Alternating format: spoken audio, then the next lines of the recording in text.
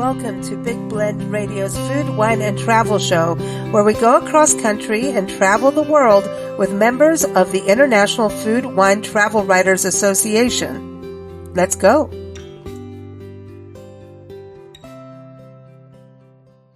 Welcome, everyone. It is time for our International Food, Wine, Travel Writers Association segment. It is the second Friday, and Mary Farah is back on the show. We love it when Mary joins us because there's something about Mary, and she's always going somewhere, and sometimes it's with her daughter Mabel, and now Mary's going to have a baby soon. So I think the family focus is going to increase a little bit. Right, Mary? I think so. Yep, baby on board, crazy 4-year-old on board. Yeah, because it's so interesting. You know, you've been on the show for years. And I mean, you started your blog, Along Comes Mary, 2012? Really? 2012. You're 13 years old, having 2 kids. Yeah. Yeah. And I joined IFWTWA in 2015 and met you ladies shortly after. So we're going on 10 years of chatting. Ooh. I love this. And today we're going to Delaware, which is, we're excited about hearing about Southern Delaware. And Delaware is such a wonderful and diverse state.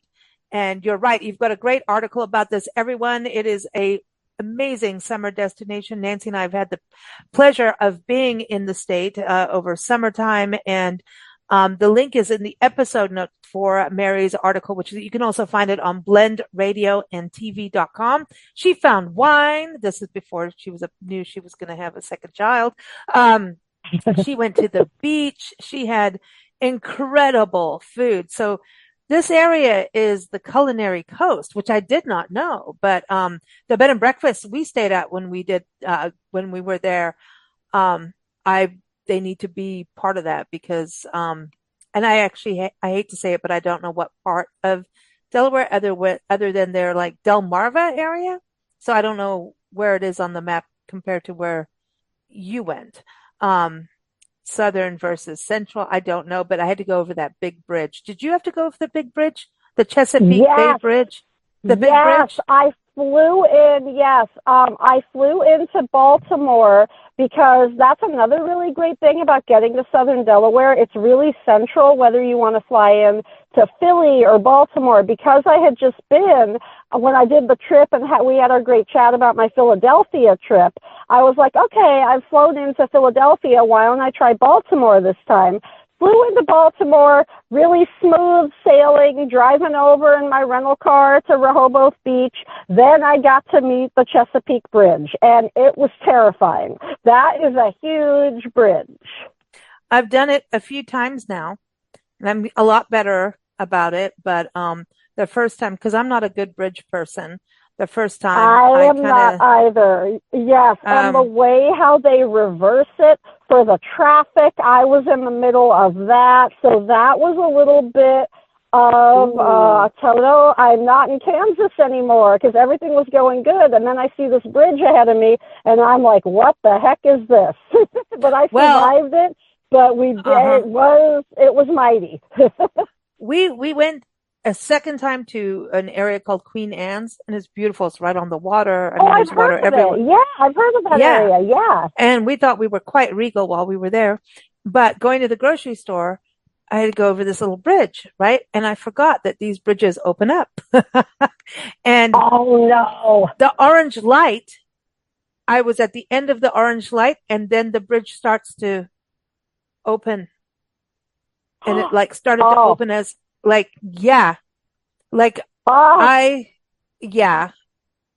was like moving. Now I went through the red light, the bridge is going to open. And I'm like, what? And there's a dude in the thing. So I know the dude was like, all right, but it was so split second that cause I was in my own, I don't know what I was playing on the radio, but that's whenever I get in trouble is the music on the radio. That's how I get tickets. That's when we're doing our little jam. Yeah. In our own little world, in our car. Yeah. And then all of a sudden I'm like, I could fall through. I didn't. And I'm sure they have safety things and, and then on the way back, I'm like, do I dare go back over the bridge? I'm like, you fell off the horse, get back on.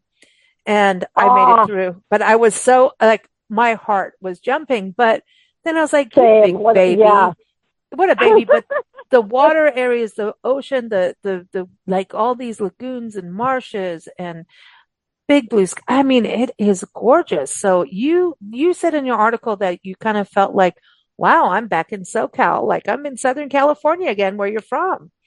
I did. Yeah, I did not expect to feel so close to home going to freaking Delaware because I really wanted to see the state because I thought it would seem so far from home.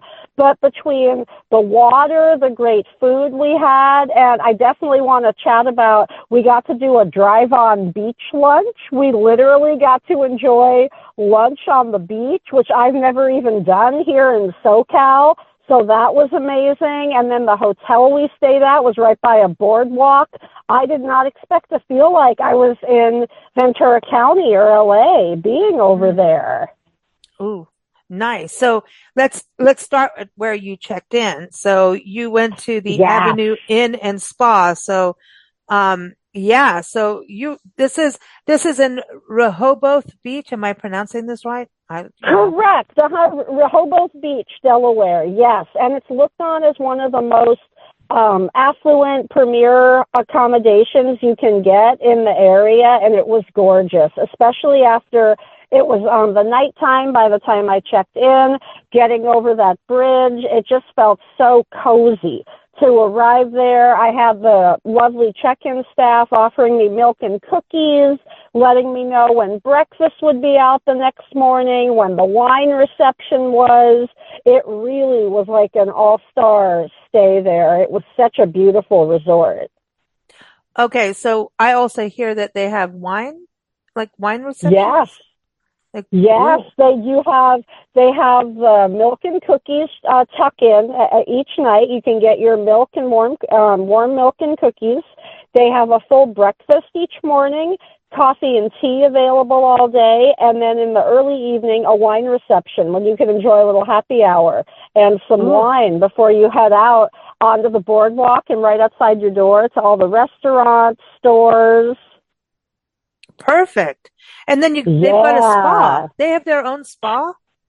They do. My IFWTWA colleagues I was fortunate to be with, Nancy and Julie, they were able to squeeze in going to the spa, and they said it was phenomenal. One, I don't remember who got what. One got a massage, and the other got a facial. I attempted to, but my timing between, you know how it is, flights and getting to the airport and everything, I wasn't able to squeeze it in, but I did pop in to the beautiful gift shop they had and talk to the estheticians working at the table when I got there, the check-in table. It looked beautiful. So I'm hoping that's definitely on my to-do list when I get back to Rehoboth to make that a priority because they have a full spa there as well, right on the property. Oh man, that's cool. Well, I love that you're able Right? to just walk Right? around, you know. When we were in Delaware too, we stayed at a wonderful bed and breakfast, Hummingbird Inn in Easton, Maryland. And you know, there was wine time on the patio and all these people, even locals mingled with locals are just walking around and they came and hung out with the Oh, people that were at the inn. how fun! And he had a lot of people come in and a lot of first timers of B&Bs because it seems like a younger generation are now going to bed and breakfast, which is great. And what I noticed was so many of them were from DC because they're so close to DC, Baltimore, like you're saying, you know, it's just, Yeah. you just have to go over a bridge and you're there. So I can imagine for that whole DC area, the city folks, this area where you were, the Southern Delaware is like a perfect escape for them that they don't have to go too far to get to, you know? Right. And it seemed too, like a lot of the folks I was able to chat with, it did seem like that. Like a lot of them were surprised. I was all the way from California because a lot of them were from Philly, DC, Baltimore. And when we got to ride on the Jolly Trolley with the owner, Miss Chris, as our driver, she was telling us how a lot of celebrities, politicians go to Rehoboth. It really is a central, almost kind of like a Hollywood, Malibu type spot for the East, I felt like. That's cool. I kind of thought that Yeah. too. Now the Culinary Coast, because, you know, there's Cape Cod food that people know about. Cape Cod seasoning. There's not Cape Oh, Cod. yes. Well, it is. It's The kind of Old Bay, the Old Old Bay. Spice Thank and the you. You Old Bay. Yeah, the saved Old me in my Bay. blunders. Yeah. I mean, I remember he made like this bacon that was really thick for the breakfast and he put it in a glass because it was such like these epic oven roasted bacon with this Old Bay seasoning that was candy. And you got peach bellinis, Oh, right? And then so what I love about it is like our experience and yours, it just really shows this area. It's not isolated just to where we've been and where you've been. This area, not at like all. all of it is Yeah. going on. You know what I mean? It's like everyone's going for it. So, Culinary Coast, tell us a little bit because you got to hang out with Matt Kern, and I've heard of him. I don't know why or Have how, you? but I've heard of Oh, him. oh, oh, he was amazing. We were joking after the dinner. He is the ultimate gentle giant. He is the nicest guy, and we really loved how hands-on he was with his restaurant, One Coastal. He'd had a few people call out sick that day, so in between chatting with us and telling us about our meal, he was doing dishes. He was doing the dish and cleanup Oh, wow. duty in between. Yeah, and it was really great because, as you girls know, I'm gluten-free, and his stepdaughter, who was our waitress, she's also gluten-free. So that was great talking to her. She was like, oh, my dad could do this for you. He could take that out for you. But he was just amazing and just so humble. That was something that really struck me about all the chefs I was fortunate to meet on the trip. I mean, they're in Delaware making a huge name for themselves, Michelin stars, being on the Food Network, and they're just so down to earth and passionate about what they're doing. Yeah, I want And people it to just know. I was going to say the website is culinarycoastde.com for yes. looking at, you can see him on there and also visit southerndelaware.com. All the links again are in the episode notes. Sorry for interrupting there, but yeah, I mean, the Oh, fact no. you really had a good culinary experience. So they understand gluten free. They understand, but like, this is so cool. So It was, yeah. And then the other chef, who I know I mentioned a few in my article, Chef Chef Harry Drew. Cameron. Yes, him and Chef Tevis. Yes, both of them were phenomenal. I had the pleasure of having lunch with Chef Harry with our beach drive on because he was one of the chefs that hosted us for this huge, beautiful luncheon, literally on the sand. And we got to have hot dogs, which were not your average hot dogs. They were incredible farm-to-table style meats. All the fixins were fresh from gardens, and then there was fresh chicken, salads, and you girls are like this. Some of the best margaritas I've had, just whatever Chef Harry put in those, they did not taste alcohol-esque, so we were all there just sipping them and enjoying them with the refills. Everything was just so fresh, and that farm-to-table atmosphere. And you had apple pie crumble, so the Yes, Alamo. But yes, that you're was gluten my free, so they were able to do that, or yes, yes, Chef Drew Tevis, incredible chef. I've just been in awe. I follow him on Instagram. I fangirl about him now. I follow him on Instagram, and he won season 9 of the Holiday Baking Challenge on the Food Network. He's worked alongside some amazing chefs. He's someone who's always wanting to continue his culinary education, but his desserts were out of this world. So even though he was away in Prague researching European bakeries while we visited, but he made sure on the menu for me there was going to be the gluten-free apple crumble a la mode. And between that and the homemade root beer that he designed because he's the head pastry chef for Thompson Island Brewery, also in Rehoboth. So everything on that menu, even if you're not, say, into breweries, or maybe if you're looking if you're looking to stop somewhere for an excellent dessert after a meal elsewhere, I cannot think of a better place in that area than Thompson Island Brewery because it's led by Chef Tevis. It was so amazing. oh, nice. So the food is good, but then the wine, that Yeah, yeah. see, we had wine in Delaware. Some friends had given us a couple of bottles. We were in Silver Spring And we were like, oh, I know that there's wine making in every state, even Alaska and Hawaii somehow, Yeah. and Yeah, I Louisiana. know. Um, Right? so I know. So I'm like, Delaware. Oh, I didn't think. And it was pretty darn good. And I would looked up what we had, and one is called Boordy, Boordy. And actually, now that I think of it, when we were in Town, which is just outside Gettysburg, there were wineries all through Maryland. Sugarloaf Mountain Vineyard we had. I mean, so they were good. They good reds that we had. Cab Franc. We had a blend, of course.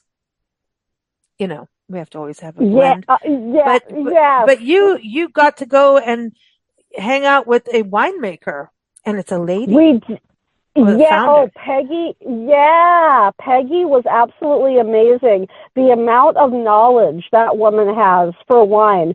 She literally, if you visit her vineyards, Nassau Vineyards, out by where we were, it was just incredible. She has caves, she has tunnels, she has exhibits and museums.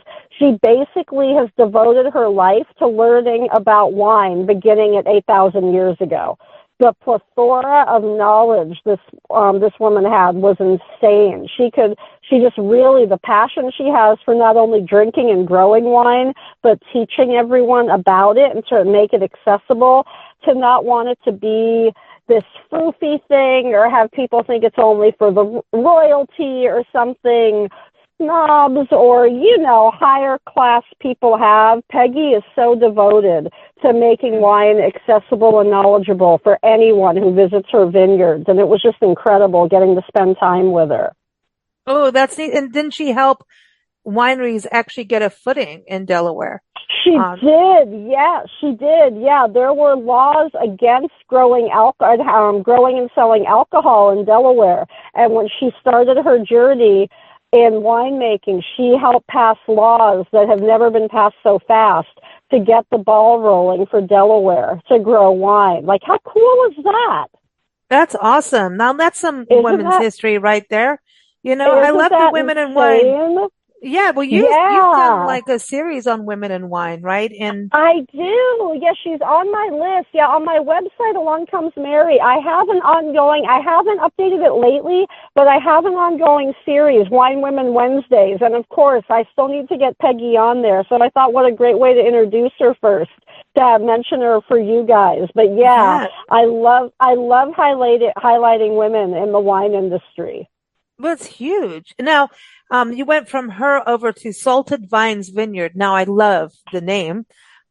Isn't That's that cool? And yeah. it was so modern and contemporary to go from this beautiful forest, basically, where Peggy's land is. And oh, one more quick note too I loved about Peggy. We visited her on a Sunday, and I know prior to starting recording, we were talking about farmers markets. And because Peggy is so focused on supporting local businesses, she has an amazing farmers market at her Oh, vineyard wow. every Sunday in the summer. And the best part was there was even a pie stand with gluten-free key lime pie. Oh, well, hello. Well, you weren't so sad Yeah, about it, were you? No. no. But Well, it yes, sounds like you it had was fun, you know? It was so much, yes. And like I mentioned in the article, it was great to have a bit of a yin and yang to the wineries we visited because Peggy's is so much about the history, teaching about the wine, where it grows, how it starts. And then Salted Vines very much reminded me of a vineyard I could have been at in Willamette Valley, Oregon, or Napa, very much more modern and just a completely different vibe. Really great space for events or weddings, but both were just insane. Like to go only like about 20 miles and have such a different experience and atmosphere. Once again, it made me feel like a bit like in California again, just because it was so vast to have those Mm. different types of experiences. Now, you also mentioned, here's all these experiences, but then there's like a botanic gardens you can visit, Funland. You Yes, mentioned Story Hill Farm, and then listen, the yep. Jolly Trolley. Listen, I want to go on the Jolly Trolley.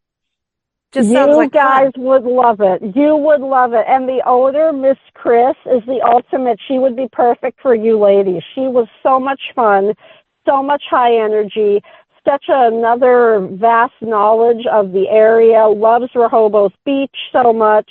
And the great thing is, because we were there in end of September when it's kind of the season's kind of winding down, but everyone, including Miss Chris, they were telling us what a party city the whole area is. There's Lewes, there's Fenwick Island, Rehoboth Beach, and the Jolly Trolley really makes it easy for people to enjoy themselves and not worry about getting home safe. You can bar hop, you can enjoy yourself late into the night, and Jolly Trolley is there to get you back safely, whether your hotel's Avenue Inn or one of the other great ones nearby. So that was really fun. And then in addition to that, they also do have traditional tours. So you're talking about how I'm a family woman. If in the daytime I wanted to take my girls on a trolley to learn more about the history of the area, Jolly Trolley is perfect for that. Oh man, this is cool. I like this. And Yeah, then the Delaware Botanic Gardens. I want to go to anytime they there's a were garden, I want to go. gorgeous. Yes, they were absolutely gorgeous. They started in 2019. Really were getting their feet wet. And then, of course, we had our hiccup in 2020. And Yeah. they have still succumbed and risen above having to do a lot of pauses. But it was right up there for me because being in LA, the Huntington Library and the Getty, I am always there. And I could see if I lived over in Delaware, I would be at the Delaware Botanic Gardens all the time. Just the beauty, how so much of it is native to the area and the states only. And another really cool element of it, are you guys familiar with the artist Thomas Dambo? He's a really Yes. cool date. Yeah, do you know him? He makes trolls. He takes Yeah, that's what we've seen recycled. them. Yeah, he Yeah, did them in have you? Seattle. We saw him in Yes. Kentucky, at a reserve. It was but it's like the largest private arboretum. It was an arboretum outside Oh, Bardstown in Whiskey Land. Yeah. Bourbon Land. Ooh, I did not say whiskey. It was bourbon, Kentucky Bourbon uh-oh. Trail. Yeah, Kiss, yeah. kiss, Um, Lisa. and it was raining, but I didn't care. I'm like, there's a troll. It was Run. so cool. So Thomas doesn't have any involvement yet, anyhow, with Delaware Botanic Gardens, but instead, the volunteers of the Delaware Gardens, they do something similar where they're able to take recycled pieces of the land and they've made sea monsters, mermaids, and they're life size. They're like King Kong huge.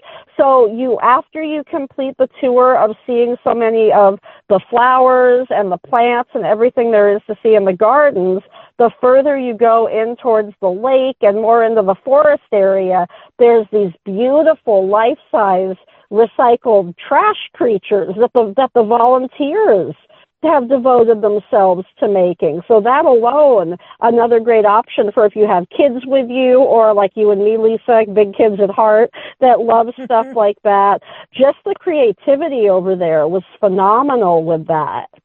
That's cool, man. I love this. You had a good time in Delaware. You went completely the opposite end of the country and found a connection. You did that a few years ago when you did the two Long Beaches, Washington State and Long Beach, Yes. California. So you kind of have this, wow, they're connected, but still completely different and part of their own place. Oh, that's funny you mentioned Long Beach because that was coming to mind when we were talking about the Chesapeake Bridge because I had a bit of that experience taking that Astoria Bridge over the Long Beach a few I years did that ago. too. I did that. Another hefty bridge. Yep. Well, I did that because there's this little town we stayed in called Waco or Waco. And so That's grocery shopping. Waco. Yeah, I know Yeah. right where you are. Yeah. Yeah. Yeah. We were there for a while and it's all Lewis and Clark country. And I'd have to go over the bridge for groceries going, okay, you can do this, man. You can do it. But you know what? I've actually gotten really, mountain passes, all that I'm not good at. But if you put Bob Marley in, you can do anything. If you play Bob Pretty Marley, much.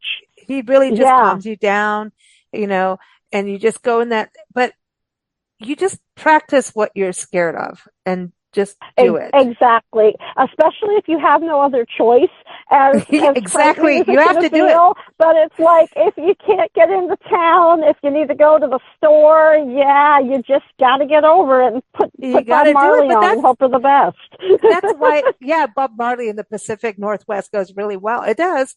But in all kinds of ways. But, For I was many going to say, reasons, yes. yeah. But it was so beautiful because you'd go by all these Lewis and Clark things and I'd be like, oh, and I saw elk out there. In this Oh, story, wow. I saw elk out just like I'm going to the store and there's elk. I'm like, what? But it's just so, I think this is the beauty of travel. And your two stories, the Long Beach one and then this one shows, we get out of our comfort zones on things that make us nervous. So we grow, but you also show commonality and unity at the same Yeah, time you can being find, different. you can find so much familiar and similar if you just really look for it. And I think the Hmm. beauty to both these stories is I wasn't. I was expecting such opposite ends of the coin, but especially this Delaware trip, I felt so close to home in the West Coast, and I never, having spent a pretty good amount of time on the East Coast, I just wouldn't have thought of all the places I've been over there that it would be Delaware, to really feel like I was here in California again. Well, it's funny because Nancy and I went to Long Beach, after you were even on the show, it was afterwards. And, it's the Oh, longest beach and seagulls are sitting in your car waiting for you to get out and so they could steal your sandwich.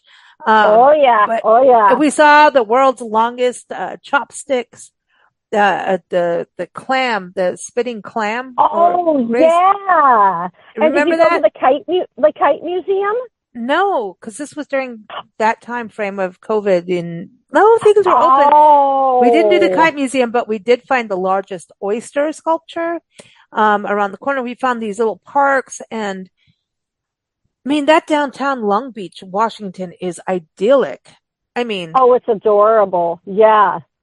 it is really idyllic. So, and I think about our time in Washington when all those areas, and we did get onto Whidbey Island and everything. Because remember, IFTWA, the International Food Wine Travel Writers Association, had a Yes. conference there. And Nancy and I, after all these years of doing interviews with Whidbey and Anacortes, we actually stayed in Anacortes for a couple weeks. We actually went there. It was like, you know what? If you do a Oh, how podcast on our show about your fun. area, we end up there. It just kind of gets under your skin and you got to go. And I have to tell you a quick funny story about Anacortes. Because I think you girls know I'm huge into music and especially Tori Amos, and I follow yeah. her tours. When I was younger, I would go to a bunch of shows, make friends at the meet and greets. When I was at the IFTWA conference and meeting with the CVB vendors, I saw my friend Amanda from my Tory circle representing Anacortes, and sure Uh, enough, she's one of their PR. And we just knew each other from Tory. We didn't know anything else about our lives besides music. So here's another time when you're bringing two worlds colliding. Like, what are you doing here? You do wow. this? Wow. Isn't And that there's so much cool? talk about music history in that area too, man. Oh Oh, man. I know. Yeah, I was just telling Hey. my mother-in-law we need to get her to Mopop over there, the Museum of Pop Culture Mm, in Seattle. yeah. I'm thinking like how Soundgarden just got into the Rock and Roll Hall of Fame. Anyway, see, Yeah. yes, yes, thank you. Um, just, we're We're all over the place, Lisa. I love I know, it. I know. We go off on it. But listen, but that's what travel does, right? It gives you that Yes. sense of place. Yeah. You listen to Nirvana or something like that, right? And it means something to you. But when you go to those cities, I mean, I wanted to go to San Francisco for one reason. Well, there's a lot. It was Janis Joplin. And then of course she wasn't alive, but for some reason I thought somehow I'd see her, just, I don't know, weird. But you want to go to those iconic places for the sense of place, to understand Oh, where it and came you from. can feel them. Because Hmm. I've been to the front of the apartment building where Kurt was living when he wrote "Smells Like Teen Spirit." I've been to Wow. Kurt Cobain's childhood home in Aberdeen. You still, even if they're gone, the spirit is so heavy, man. I feel you can feel their presence. So of course you can with Janice going to San Yeah. Fran. We just went through Yeah. Nina Simone's hometown the other day. Oh, And did you? Oh, yeah. cool. She's one of my favorites. I've always thought of naming one of my girls Nina because I love Oh, Nina no way. Simone that much. They did Yeah, I'm a they huge did Nina. a park for her, and they've got murals and a sculpture, and they have a little park, and it's part of a music trail for the Blue Ridge Mountains, which I didn't know until we got there. And I was like, ooh. Oh, But they how had her cool. childhood home That's is, another fun drive. yeah, their childhood The home is, Blue Ridge Mountains. Yeah, how oh, cool. it's awesome. That's the thing about travel. So you went to the IFWTWA conference there. The next one, everyone, is coming up in October in Lafayette, Louisiana, and talk about music. So see, good segue. We're pulling it back in. I'm being good. The music is massive in Lafayette. We're talking Zydeco breakfast, Zydeco brunch, parties, festivals, and the conference. There's going to be like music going on. It is one of the most live music cities in the country. It's the happiest city in America. And, I know you'll be momming. You'll be, a newly mom again. At that time, I'm not going to the conference, Mary, but you can attest to these conferences being good, right? For people that are in the travel industry.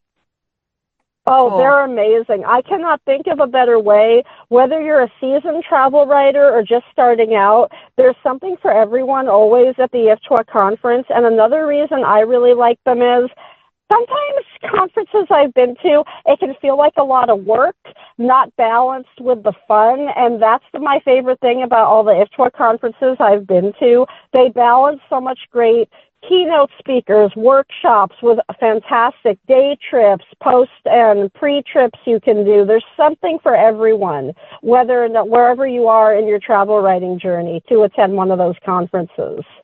Sweet.